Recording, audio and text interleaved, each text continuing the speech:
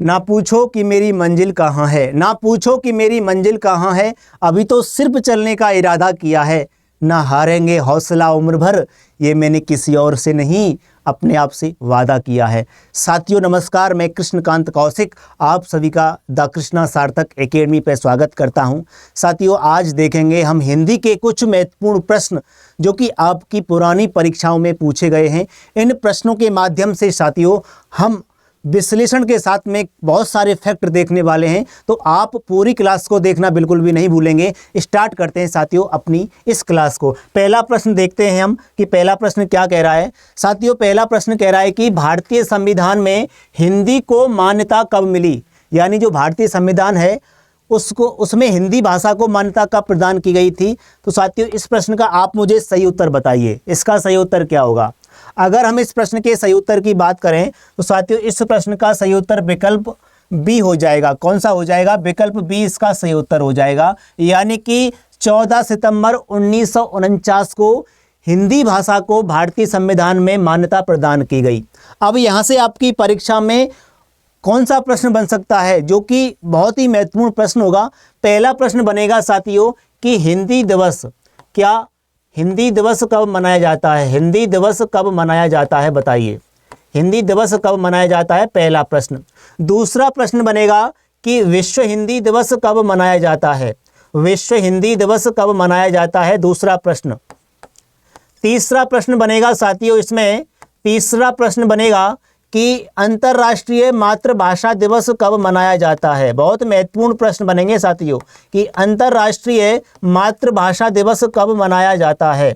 बताइए मुझको जल्दी से, मातृभाषा दिवस कब मनाया जाता है। इन प्रश्नों के उत्तर क्या होंगे देखिए साथियों। अगर मैं इन प्रश्नों के सही उत्तर की बात करूं तो अगर हिंदी दिवस की बात करें तो हिंदी दिवस साथियों 14 दिसंबर को, यानी कि 14 सितंबर को मनाया जाता है हिंदी दिवस। कब? 14 सितंबर को हिंदी दिवस। वहीं विश्व हिंदी दिवस साथियों ये आपका 10 जनवरी को मनाया जाता है। कब? 10 जनवरी को। और इसको 1975 से इसको मनाया जा रहा है। वहीं बात करेंगे अंतर्राष्ट्रीय मातृभाषा दिवस, ये साथियों 21 फरवरी को, कब? 21 फरवरी को मनाया जाता है और इसको सन 2000 से मनाया जा रहा है। कहने का मतलब है साथियों, यानी कि प्रश्न पूछेगा कि भारतीय संविधान में हिंदी भाषा को मान्यता कब प्रदान की गई थी, तो ये 14 सितंबर 1949 को प्रदान की गई थी। वही पूछे कि हिंदी दिवस कब मनाया जाता है, तो 14 सितंबर को मनाया जाता है क्या, हिंदी दिवस। अगर विश्व हिंदी दिवस की बात करें तो 10 जनवरी को मनाया जाता है और 1975 से इसको मनाया जा रहा है। वहीं बात करें अंतर्राष्ट्रीय मातृभाषा दिवस की तो साथियों अंतर्राष्ट्रीय मातृभाषा दिवस ये 21 फरवरी को मनाया जाता है और इसको सन 2000 से मनाया जा रहा है। ये प्रश्न आपको याद रखने हैं। देखते हैं साथियों दूसरा प्रश्न क्या कह रहा है। अगर सेकंड प्रश्न की बात करें, दूसरा प्रश्न कह रहा है कि रामचरितमानस, क्या साथियों कि रामचरितमानस किस भाषा में लिखा गया है, यानी कि रामचरितमानस किस भाषा में लिखा गया है। यहाँ से क्या क्या महत्वपूर्ण प्रश्न बन सकते हैं देखना। यानी कि सबसे पहली बात तो बात करेंगे रामचरितमानस की साथियों, तो रामचरितमानस को साथियों अवधी भाषा में लिखा गया है। किस भाषा में लिखा गया है? अवधी भाषा में लिखा गया है। और इसको किसने लिखा है, तो साथियों रामचरितमानस को तुलसीदास जी के द्वारा लिखा गया है। किसके द्वारा? तुलसीदास जी के द्वारा इसको लिखा गया है। वहीं बात करें साथियों तुलसीदास राम भक्ति शाखा के, क्या साथियों राम भक्ति शाखा के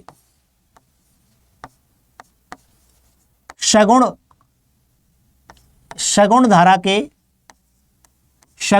के प्रथम कवि हैं। कौन है साथियों? प्रथम कवि। ये बात आपको याद रखनी है। कहने का मतलब जो तुलसीदास है ना, इन्होंने रामचरितमानस की रचना की है, लिखी है। तो तुलसीदास राम भक्ति शाखा के सगुण धारा के प्रथम क्या है साथियों? कवि। ये प्रथम कवि हैं। अगर बात करें साथियों इनकी रचनाओं की, बहुत महत्वपूर्ण रचना है इनकी जो परीक्षा में बार बार पूछी जाती हैं, तो साथियों इनकी रचनाओं की बात करेंगे तो इनकी रचनाएं कौन कौन सी हैं, तो उनकी रचनाएं देखते हैं साथियों। इनकी रचना में एक आती है आपकी यानी कि कवितावली, कवितावली, दोहावली, एक आती है गीतावली, एक आती है साथियों बरवे रामायण,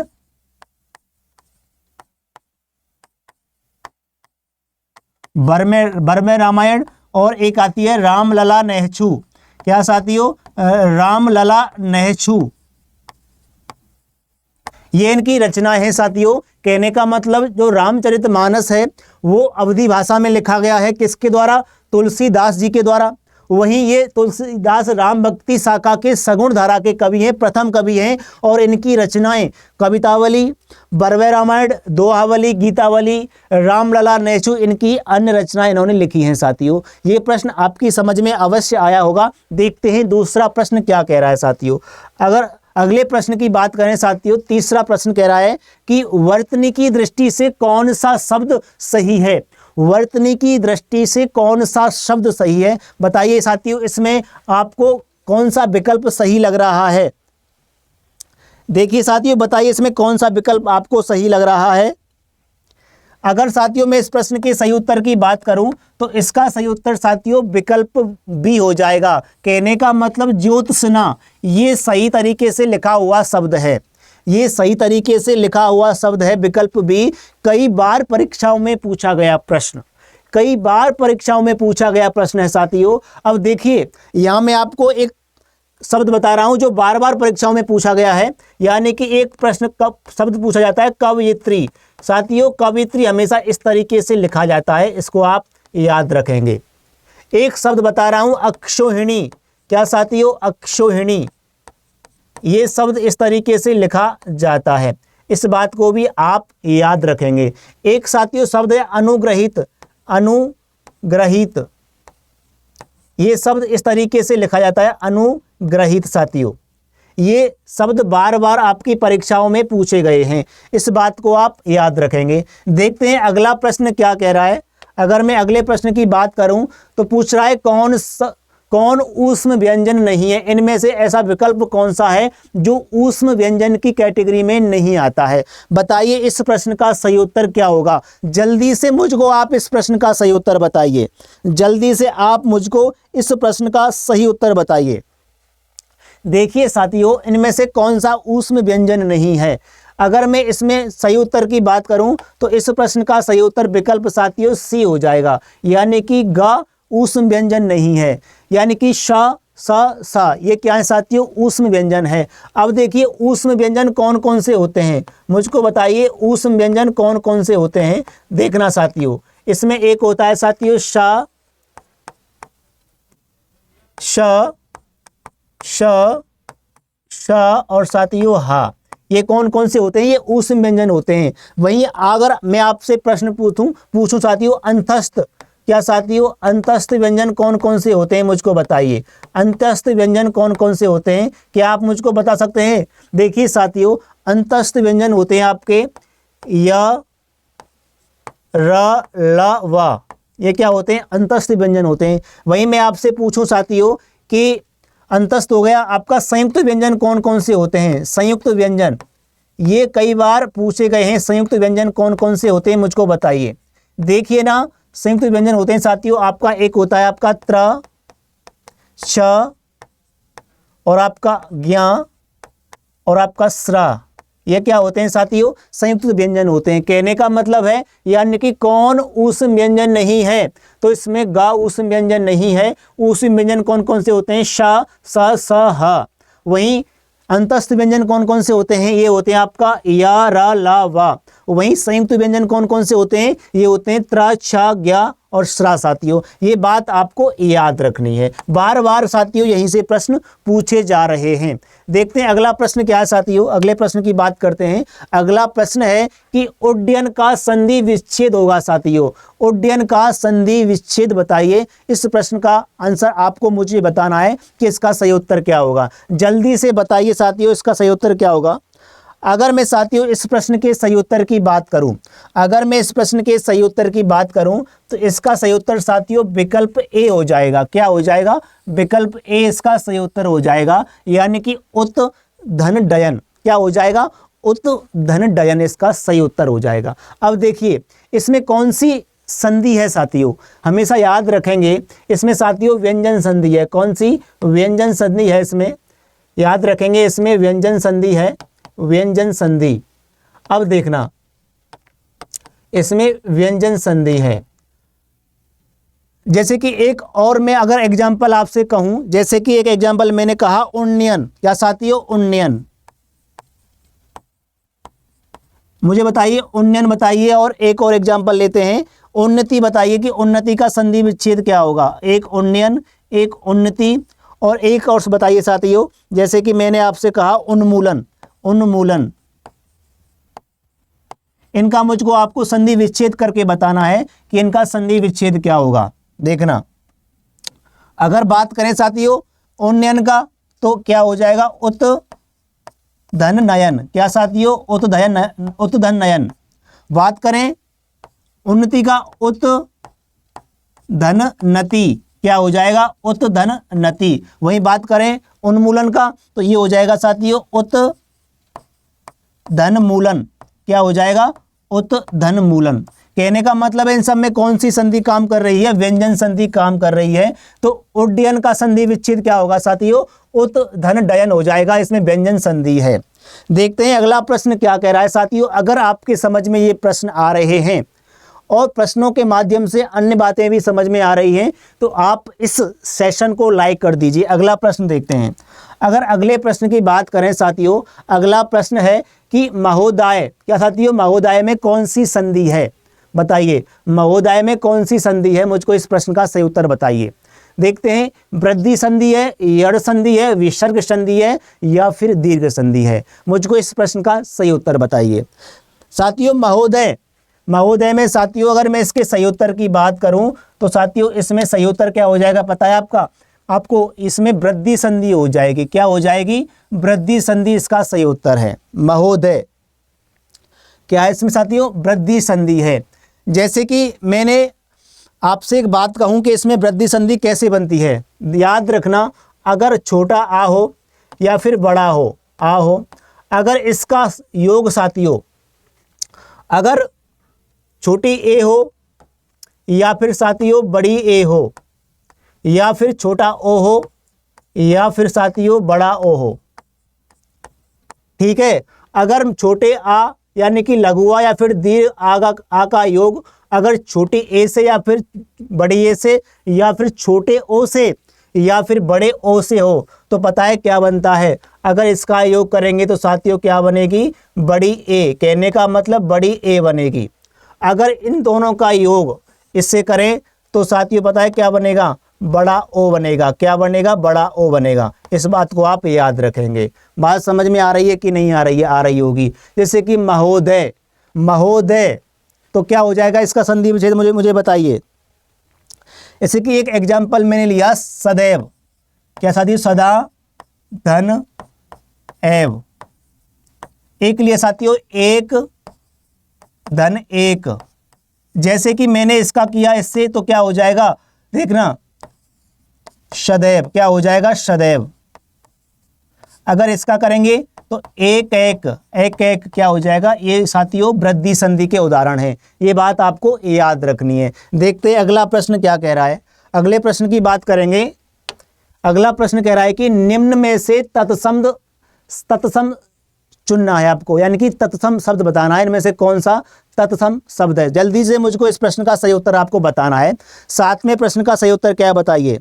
जैसे कि तत्सम पूछ रहा है साथियों, इसका सही उत्तर विकल्प आपका हो जाएगा डी हो जाएगा गर्त। क्या हो जाएगा? गर्त यानी कि गड्ढा। इसका क्या होता है? गड्ढा। यानी कि गाजर एक तद्भव शब्द है।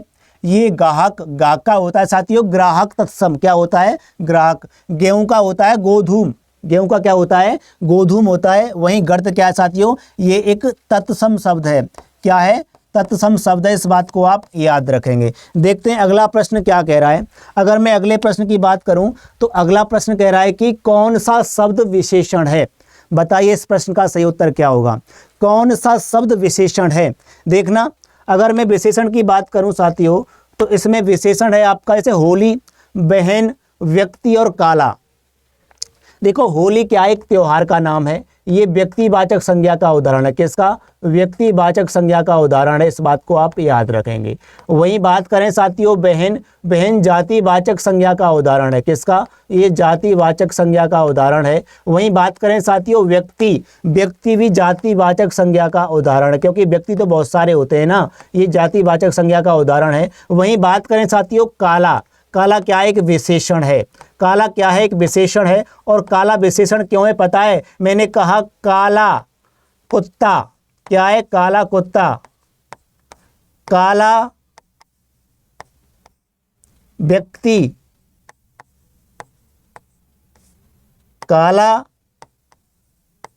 पैंट या फिर काला कमीज, काली कमीज। कहने का मतलब क्या है? विशेषण किसे कहते हैं? जो किसी चीज की विशेषता बताता है। तो कुत्ता कैसा है? काला। व्यक्ति कैसा है? काला। कमीज कैसी है? काली। तो इसका सही उत्तर विकल्प साथियों डी हो जाएगा, यानी कि इसमें से विशेषण कौन सा शब्द है? काला। और ये सभी क्या है? जातिवाचक और व्यक्तिवाचक संज्ञा के उदाहरण है। देखते हैं अगला प्रश्न क्या कह रहा है। अगर मैं अगले प्रश्न की बात करूं साथियों, निम्नलिखित में से किस वाक्य में अकर्मक क्रिया है? बताइए। बहुत बेहतरीन प्रश्न, कई बार इससे प्रश्न पूछे जाते हैं कि अकर्मक कौन सा है और सकर्मक कौन सा है।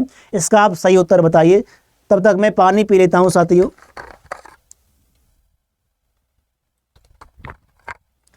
बताइए इस प्रश्न का सही उत्तर क्या होगा। देखिए इसमें कह रहा है कि निम्नलिखित में से कौन सी अकर्मक क्रिया है। श्याम भात खाता है, मैंने उसे पुस्तक दी, ज्योति रोती है, उसकी कमीज है। बताइए इस प्रश्न का सही उत्तर क्या होगा। जल्दी से बताइए इस प्रश्न का सही उत्तर क्या होगा। देखिए साथियों इसका अगर मैं सही उत्तर बताऊं तो विकल्प सी हो जाएगा, ज्योति रोती है। इसमें अकर्मक क्रिया है। देखिए इसमें सकर्मक क्रिया है, श्याम भात खाता है। इसमें क्या है साथियों? सकर्मक क्रिया है। पता है सकर्मक क्रिया किसे कहते हैं? इसमें कौन सी क्रिया है? इसमें सकर्मक क्रिया है। कैसे बनती है सकर्मक क्रिया और अकर्मक क्रिया? देखना पहचान बताऊंगा, एक बेहतरीन पहचान। अगर कर्ता और क्रिया के बीच में आप क्या से सवाल कर दीजिए, कर्ता और क्रिया के बीच में आप क्या से सवाल कर दीजिए, अगर क्या का जवाब मिल जाए तो वो साथियों सकर्मक क्रिया है। अगर क्या का जवाब नहीं मिले तो साथियों वो अकर्मक क्रिया है। श्याम साथियों पहला है श्याम, श्याम क्या खाता है? बताइए श्याम क्या खाता है, मुझको बताइए। तो श्याम क्या खाता है? श्याम भात खाता है। क्या जवाब मिल रहा है? भात खाता है। तो जवाब तो मिल रहा है ना कि श्याम क्या खा रहा है? भात खाता है। तो ये तो सकर्मक क्रिया। अब देखिए, अब मैंने कहा मैंने उसे पुस्तक दी, दी क्या है? क्रिया। कर्ता क्या है? मैंने क्या दी? पुस्तक दी। क्या दी मैंने उसे? पुस्तक। तो इसमें क्या है? सकर्मक क्रिया है। क्या है? सकर्मक क्रिया है। जैसे कि उसकी कमीज, उसकी क्या कमीज। ज्योति रोती है। देखिए ज्योति रोती है, देखिए रोती है। अब देखिए इसमें कर्ता क्या है? ज्योति। क्रिया क्या है? रोती है। ज्योति क्या रोती है? क्या रोती है? रोना रोती है? नहीं साथियों। कर्म क्या? रोना कोई कर्म होता है? नहीं। तो इसमें कर्मक क्रिया कौन सी है? इसका सही उत्तर विकल्प आपका सी हो जाएगा। बात समझ में आई। देखते हैं अगला प्रश्न क्या कह रहा है। देखिए साथियों अगला प्रश्न कह रहा है कि विशेषण की दृष्टि से अशुद्ध वाक्य का चयन कीजिए। आप मुझको ये बताइए कि इनमें से कौन सा विकल्प सही है। विशेषण की दृष्टि से कौन सा वाक्य अशुद्ध है बताइए। देखना पहला कह रहा है कि आप बुद्धिमान व्यक्ति हैं। दूसरा कह रहा है कि माधुरी गुणवान नायिका है। तीसरा कह रहा है गुड़िया तेज चलती है। और चौथा कह रहा है कि अमित चतुर बालक है। बताइए इसका सही उत्तर। देखना अगर मैं इस प्रश्न के सही उत्तर की बात करूं तो साथियों आप बुद्धिमान व्यक्ति हैं। देखना विशेषण किसे कहते हैं पता है? विशेषण की दृष्टि से बोल रहा है आपको, यानी कि विशेषण कहते हैं किसी व्यक्ति की विशेषता बताना, किसी वस्तु की विशेषता बताना। ये क्या कहलाता है? विशेषण कहलाता है। आप बुद्धिमान व्यक्ति, व्यक्ति क्या है साथियों? विशेषण हमेशा विशिष्ट की विशेषता बताता है। जो संज्ञा, जो सर्वनाम होते हैं ना, संज्ञा और सर्वनाम की जो विशेषता बताता है उसे विशेषण कहते हैं। तो साथियों, आप बुद्धिमान व्यक्ति, व्यक्ति क्या एक संज्ञा है, तो क्या है बुद्धिमान व्यक्ति, व्यक्ति की विशेषता बता रहा है, तो आप कैसे व्यक्ति हैं, बुद्धिमान। इसमें तो विशेषण का प्रयोग सही तरीके से किया गया है। अब माधुरी गुणवान नायिका है, बताइए माधुरी गुणवान नायिका है, गुड़िया तेज चलती है। भाई चलना क्या है, क्रिया है, तेज चल रही है, तो ये तो क्रिया की विशेषता बता रहा है ना, ये तो क्रिया की विशेषता बता रहा है। अब अमित चतुर बालक है, बालक क्या है, एक संज्ञा है, और चतुर क्या है, उसकी विशेषता है। अब देखिए माधुरी गुणवान नायिका है, भाई नायिका स्त्रीलिंग और गुणवान, भाई गुणवान तो किसी पुरुष के लिए आता है, ना कि महिला के लिए। अगर महिला की बात कर रहे हैं तो नायिका तो एक स्त्रीलिंग है ना, तो स्त्रीलिंग के लिए गुणवान थोड़ी आएगा, इसके लिए आएगा साथियों गुणवती। क्या, गुणवती। यानी कि अगर महान के लिए मैती, गुणवान के लिए गुणवती, वान के लिए वती और मान के लिए मती। बात समझ में आ रही साथियों? कहने का मतलब इसका सही उत्तर विकल्प बी हो जाएगा। विशेषण की दृष्टि से यह विकल्प बिल्कुल गलत है। यानी कि माधुरी गुणवान नायिका है नहीं, माधुरी गुणवती नायिका है। गुणवान का क्या होता है, गुणवती होता है, स्त्रीलिंग में विशेषण सही। ये बात समझ में आई। देखते हैं साथियों अगला प्रश्न क्या कह रहा है। देखिए अगला प्रश्न कह रहा है कि हमारे देश में जयचंदों की कमी नहीं है। जयचंदों संज्ञा के किस भेद के अंतर्गत आता है, बताइए इस प्रश्न का सही उत्तर क्या होगा। साथियों अगर मैं इस प्रश्न के सही उत्तर की बात करूं तो इसका सही उत्तर विकल्प साथियों सी हो जाएगा। यानी कि जो जयचंदों है ना, अगर बात केवल जयचंद की जाए तो जयचंद में तो साथियों व्यक्तिवाचक संज्ञा आएगा, लेकिन जयचंद के जैसे बहुत सारे जयचंद हैं, यानी कि बहुत सारे जयचंदों का मतलब एक से अधिक, और एक से अधिक जहां आए वह कौन सी संज्ञा होती है, जातिवाचक संज्ञा होती है। मैंने जातिवाचक संज्ञा के बारे में बेहतरीन तरीके से आपको पिछली क्लास में बताया है साथियों। देखते हैं अगला प्रश्न क्या कह रहा है। अगर अगले प्रश्न की बात करें तो ये कह रहा है कि यह काम मैं आप कर लूंगा, पंक्तियों में आप है, बताइए इस प्रश्न का सही उत्तर क्या होगा। यह काम मैं अपने आप कर लूंगा, आप कौन सा सर्वनाम है। जब बात खुद की जाए, यह काम मैं अपने आप कर लूंगा, मैं अपने आप बाजार चला जाऊंगा, मैं अपने आप कमरे की सफाई कर लूंगा, मैं अपने कमरे में किताबों को अपने आप जमा लूंगा, सेट कर लूंगा, मैं अपने आप किसी काम को कर लूंगा, उसमें कौन सा सर्वनाम काम करता है साथियों, निजवाचक। इसमें बात कर रहा है विकल्प बी इसका सही उत्तर हो जाएगा। ठीक है, अगले प्रश्न की बात करें। अगला प्रश्न कह रहा है कि सदा एक वचन में प्रयुक्त होने वाला शब्द है, बताइए इसका सही उत्तर कौन सा है। सदा एक वचन में प्रयुक्त होने वाला शब्द कौन सा है। पौधा, पुस्तक, सहायता, लड़का। देखिए साथियों इस प्रश्न के सही उत्तर की बात करेंगे हम। देखना, पौधा एक वचन में थोड़ी प्रयोग होता है सदा। पौधे, बहुत सारे पौधे हो सकते हैं ना। पुस्तकें, बहुत सारी पुस्तकें हो सकती हैं। लड़का, बहुत सारे लड़के हो सकते हैं। सहायता, ये विकल्प बिल्कुल सही है सी इसका। सहायता साथियों भाववाचक संज्ञा का उदाहरण है। सहायता क्या है, भाववाचक संज्ञा का उदाहरण है, और विकल्प सी इसका सही उत्तर हो जाएगा। देखते हैं अगला प्रश्न। अगला प्रश्न क्या कह रहा है, बड़े ध्यान से समझते जाना प्रश्नों को।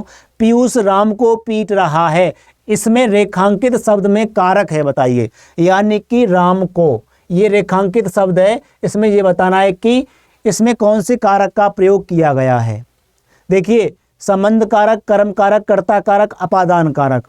साथियों पीयूष राम को, कर्ता ने कर्म को, यानी कि इसका सही उत्तर विकल्प बी हो जाएगा। रेखांकित शब्द में कौन सा कारक है, कर्म कारक है, विकल्प बी इसका सही उत्तर है। आपको प्रश्न समझ में आ रहे हैं। अगला प्रश्न देखते हैं साथियों। अगला प्रश्न है अपूर्ण भूत को उदाहरण है साथियों। अपूर्ण भूत का उदाहरण में से कौन सा है, बताइए। अपूर्ण भूत का उदाहरण कौन सा है, इसका मुझको आप सही उत्तर बताएंगे, जल्दी से बताइए। प्रश्न 15 का सही उत्तर क्या होगा, मुझको जल्दी से बताइए। प्रश्न 15 का उत्तर क्या होगा। देखिए अपूर्ण भूत का मतलब होता है यानी कि जो काम पूरा नहीं हुआ था पहले, यानी कि आपका पत्र मिल गया था, यानी कि पत्र उसको मिल गया, यानी कि उसका काम पूरा हो गया था। वर्षा हुई होगी, यानी कि हुई होगी संदिग्ध में है साथियों। वर्षा हुई थी यानी कि वर्षा एक पूर्ण है कि हुई थी। बालक सो रहा था, भाई बालक सो रहा था, ये अपूर्ण भूत का उदाहरण है। बालक सो रहा था, लगातार सो रहा था बालक, यानी कि उसका सोना जारी था। तो इस किसका उदाहरण है? ये अपूर्ण भूत का विकल्प बी इसका सही उत्तर हो जाएगा। देखते हैं अगला प्रश्न। महान का स्त्रीलिंग बताइए साथियों। महान का स्त्रीलिंग क्या होगा? मुझको जल्दी से बताइए कौन सा शब्द इसमें सही उत्तर होगा। महान का स्त्रीलिंग देखिए, महानती, महती, मैत्री और महानी। साथियों अगर मैं इस प्रश्न के सही उत्तर की बात करूं तो इसका सही उत्तर विकल्प बी हो जाएगा। महान शब्द का स्त्रीलिंग महती होता है। क्या होता है? महती। देखिए अगला प्रश्न क्या कह रहा है, यानी कि पुत्री का पर्यायवाची शब्द नहीं है। इनमें से कौन सा शब्द ऐसा है जो पुत्री का पर्यायवाची नहीं है? इसका आप मुझको सही उत्तर बताएंगे। तनय, श्रुता, आत्मजा और दुहिता। साथियों देखिए, पुत्री का पर्यायवाची इसमें से कौन सा नहीं है पता है? नहीं पूछ रहा है, नहीं, तो तनय हो जाएगा। और तनय किसका होता है पता है? तनय होता है साथियों पुत्र का पर्यायवाची। किसका? पुत्र का। किसका होता है? पुत्र का होता है। देखिए अगर यही आपको एक बात बता रहा हूं, इसमें तनय है, इसमें एक है सुता, इसमें एक है साथियों आत्मजा। साथियों हमेशा याद रखेंगे, अगर तनय में तनया लगा दें तो पुत्री का, ये तीनों की तीनों शब्द किसके पर्यायवाची हैं साथियों? पुत्री के पर्यायवाची हैं। किसके हैं? पुत्री के पर्यायवाची हैं। वहीं बात करें साथियों तनय, तनय और सुत और आत्मज, आत्मज। साथियों हमेशा याद रखेंगे ये तीनों के तीनों पुत्र के पर्यायवाची शब्द हैं। किसके साथियों? ये तीनों के तीनों पुत्र के पर्यायवाची शब्द हैं। इस बात को आप याद रखेंगे। बात समझ में आ रही है ना? यानी कि तनया, तनया, श्रुता और आत्मजा ये पुत्री के पर्यायवाची शब्द हैं, और तनय, सुत और आत्मज ये पुत्र के पर्यायवाची शब्द हैं। इस प्रश्न का सही उत्तर विकल्प साथियों ए हो जाएगा। तनय इसमें पुत्री का पर्यायवाची नहीं है। बात समझ में आई होगी। देखते हैं अगला प्रश्न क्या कह रहा है। अगर अगले प्रश्न की बात करें, पूछ रहा है कि जड़ का विलोम होगा। जड़ का विलोम इनमें से कौन सा शब्द होगा? अचर, अचिर, चेतन और अचेतन। साथियों याद रखेंगे, कई बार पूछा गया प्रश्न है। जड़ का विलोम साथियों चेतन होता है। महत्वपूर्ण प्रश्न है, इस बात को आप याद रखेंगे। देखते हैं अगला प्रश्न क्या कह रहा है। अगर अगले प्रश्न की बात करें, पूछ रहा है कि दिए गए शब्द युग्म के सही अर्थ भेद का चयन कीजिए। यानी कि इनमें से जो ये दो शब्द दिए हैं, इनकी दृष्टि से इनमें से कौन सा मैच करता है साथियों? देखिए उभय, उभय का मतलब होता है दोनों, और अभय यानी कि जिसको बहना हो। कहने का मतलब इसका सही उत्तर विकल्प सी हो जाएगा, यानी कि दोनों और निर्भय। उभय का मतलब दोनों होता है, और अभय का मतलब बिना भय के, जिसको कोई भय ना हो। देखते हैं साथियों अगला प्रश्न क्या कह रहा है। किस शब्द की रचना, किस शब्द की रचना प्रत्यय से हुई है? साथियों बताइए इस प्रश्न का सही उत्तर क्या होगा। किस शब्द की रचना प्रत्यय से हुई है? मुझको इस प्रश्न का सही उत्तर बताइए जल्दी से। 20वें प्रश्न का सही उत्तर मुझको आप बताएंगे, जल्दी से बताएंगे साथियों। देखना अगर मैं इस प्रश्न के सही उत्तर की बात करूं, अभियोग। देखिए इसमें योग शब्द के पहले अभी लगाया है। अभी क्या होता है? एक उपसर्ग होता है। उपसर्ग प्रत्यय क्या होते हैं? अगर किसी शब्दांश से पहले साथियों, यानी अगर किसी शब्दांश से पहले अगर कोई लगा दिया जाए तो वो क्या होता है? उपसर्ग होता है। क्या होता है? उपसर्ग होता है। इस बात को याद रखेंगे। अगर शब्दांश के बाद में लगा दिया जाए तो ये क्या होता है? प्रत्यय होता है। जैसे कि साथियों योग शब्द है, अगर किसी मूल शब्द के पहले, अगर किसी मूल शब्द के पहले कोई शब्दांश लगा दिया जाता है उसे उपसर्ग कहते हैं। अगर मूल शब्द के बाद में कोई शब्दांश लगा दिया जाता है तो साथियों क्या कहलाता है? प्रत्यय कहलाता है। जैसे कि इसमें एक बात याद रखेंगे आप, जैसे कि इसमें योग शब्द है। योग क्या है? एक मूल शब्द है। अगर मूल शब्द के बाद में कुछ लगाएंगे तो क्या लग जाएगा? प्रत्यय हो जाएगा साथियों। अगर मूल शब्द के पहले कुछ लगाएंगे तो साथियों ये क्या कहलाता है? ये उपसर्ग कहलाता है। ये उपसर्ग कहलाता है। इस बात को आप याद रखेंगे। कहने का मतलब क्या है साथियों? इसमें योग शब्द मूल है, उसके पहले अभी शब्द लगा दिया है तो अभी शब्दांश है, उपसर्ग है उसमें। व्यायाम यानी कि वी धन आ धन याम साथियों, इसमें भी क्या है, उपसर्ग का प्रयोग हुआ है। अपमान, मान के पहले अप उपसर्ग लगा दिया है। तो इसमें साथियों पूछ रहा है कि प्रत्यय से कौन से शब्द की रचना हुई है, तो इसमें विकल्प डी इसका सही उत्तर हो जाएगा, इनमें से कोई नहीं। बात समझ में आई होगी साथियों। यानी कि उपसर्ग और प्रत्यय किसी मूल शब्द के पहले कोई शब्दांश लगा दिया जाए तो उपसर्ग कहलाता है। अगर किसी मूल शब्द के बाद में कोई शब्दांश लगा दिया जाए तो साथियों वो प्रत्यय कहलाता है। इस बात को आप याद रखेंगे। इस प्रश्न का सही उत्तर विकल्प डी हो जाएगा। देखते हैं अगला प्रश्न क्या कह रहा है। कौन सा नाटक मोहन राकेश के द्वारा नहीं लिखा गया है या फिर रचा गया है साथियों? इनमें से कौन सा नाटक मोहन राकेश के द्वारा नहीं लिखा गया है? इस प्रश्न का मुझको आप सही उत्तर बताएंगे। जल्दी से बताइए, जल्दी से बताइए, जल्दी से बताइए साथियों, जल्दी से। अगर मैं इस प्रश्न के सही उत्तर की बात करूं साथियों, लहरों के राजहंस और आपके आधे अधूरे और आषाढ़ का एक दिन, कई बार पूछा गया प्रश्न है। ये मोहन राकेश के द्वारा लिखे गए हैं। लेकिन रक्त कमल मोहन राकेश के द्वारा नहीं लिखा गया है। इस बात को आप याद रखेंगे। तो किसके द्वारा इसको लिखा गया है याद रखेंगे साथियों, लक्ष्मी नारायण लाल के द्वारा। किसके द्वारा? लक्ष्मी नारायण लाल के द्वारा इसको लिखा गया है 1962 में। कब? 1962 में इसको लिखा गया था। इस बात को आप याद रखेंगे। देखते हैं अगला प्रश्न क्या कह रहा है। अगले प्रश्न की बात करें साथियों, अगला प्रश्न कह रहा है कि महाभारत की कथा पर आधारित नाटक है। महाभारत की कथा पर आधारित नाटक इनमें से कौन सा है, मुझको बताइए। देखिए साथियों, अगर इस प्रश्न के सही उत्तर की बात करें तो इसका सही उत्तर विकल्प आपका ए हो जाएगा, अंधा युग। ये अंधा युग महाभारत की कथा पर आधारित नाटक है। देखिए साथियों, अगले प्रश्न की बात करें। अगला प्रश्न कह रहा है कि प्रेमचंद कृत चंद्रहार का रूपांतरण किस नाम से हुआ है साथियों? देखिए, प्रेमचंद की एक कहानी थी गबन में जो ये चंद्रहार है ना, ये एक साथियों क्या था, सोने का एक हार था। तो इसमें ये पूछ रहा है कि जो चंद्रहार नाम का जो ये शब्द है ये किस में उल्लेखित किया गया है? तो ये साथियों प्रेमचंद की एक कहानी थी गबन, इसमें इसका उल्लेख किया गया है। और बताइए क्या था? ये एक सोने का साथियों बहुत कीमती क्या था, हार था। सोने का क्या था, हार था। इस बात को आप याद रखेंगे। और ये गोदान और ये कायाकल्प, रंगभूमि, ये सभी रचनाएं साथियों प्रेमचंद के द्वारा लिखी गई हैं। लेकिन जो चंद्रहार का रूपांतरण मिलता है वो गबन में, प्रेमचंद की इस कहानी में मिलता है। इस बात को आप याद रखेंगे। देखते हैं अगला प्रश्न क्या कह रहा है। अगर अगले प्रश्न की बात करें कि किस काव्य कृति पर अज्ञे को ज्ञानपीठ पुरस्कार प्राप्त हुआ था, बताइए मुझे इस प्रश्न का सही उत्तर क्या होगा। यानी कि किस काव्य कृति पर अज्ञे को ज्ञानपीठ पुरस्कार प्राप्त हुआ था, बताइए जल्दी से। इस प्रश्न का सही उत्तर मुझे आप बता दीजिए, जल्दी से बता दीजिए। 24वें प्रश्न का सही उत्तर क्या होगा?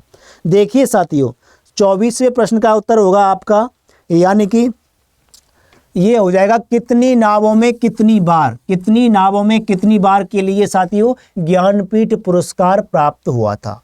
किसको? अज्ञे जी को। अब मुझको ये बताइए कि जो ज्ञानपीठ पुरस्कार था, ज्ञानपीठ पुरस्कार पहली बार किसको दिया गया था और हिंदी भाषा में सबसे पहले किसको दिया गया था? देखिए साथियों, सबसे पहले अगर हिंदी भाषा में बात करें तो हिंदी भाषा में ज्ञानपीठ पुरस्कार सबसे पहले ये दिया गया था सुमित्रा नंदन पंत को। किसको? सुमित्रा नंदन पंत को दिया गया था। और साथ ही इस बात को आप याद रखेंगे, यानी कि सुमित्रा नंदन पंत को पहली बार हिंदी भाषा में ज्ञानपीठ पुरस्कार दिया गया था। देखते हैं अगला, यानी कि इसमें से इस जो अज्ञे जी थे उनको ज्ञानपीठ पुरस्कार कितनी नावों में कितनी बार के लिए दिया गया था। देखते हैं अगला प्रश्न क्या कह रहा है। अगला प्रश्न कह रहा है साथियों कि ओज गुण से परिपूर्ण रस का नाम क्या है साथियों? बहुत महत्वपूर्ण प्रश्न है कि ओज से परिपूर्ण, इसका सही उत्तर बात करें साथियों विकल्प हो जाएगा आपका वीर रस। अब मुझको एक इसका बताइए जवाब कि वीर रस का स्थायी भाव क्या होता है साथियों? वीर रस का स्थायी भाव होता है उत्साह। क्या होता है साथियों? उत्साह। इस बात को आप याद रखेंगे, क्या होता है? उत्साह होता है। वहीं बात करूं साथियों शांत रस का होता है निर्वेद। क्या होता है? शांत रस का स्थायी भाव ये निर्वेद होता है। और इसको साथियों शम भी कहते हैं, शम। क्या? शम भी कहते हैं और निर्वेद भी होता है। श्रृंगार रस का स्थायी भाव होता है साथियों रति। क्या होता है? रति होता है। इसका स्थायी भाव क्या होता है? रति। और श्रृंगार रस के दो भेद होते हैं, एक तो वियोग श्रृंगार और एक संयोग श्रृंगार। इस बात को आप याद रखेंगे। साथियों, मैंने इस क्लास में 25 प्रश्नों के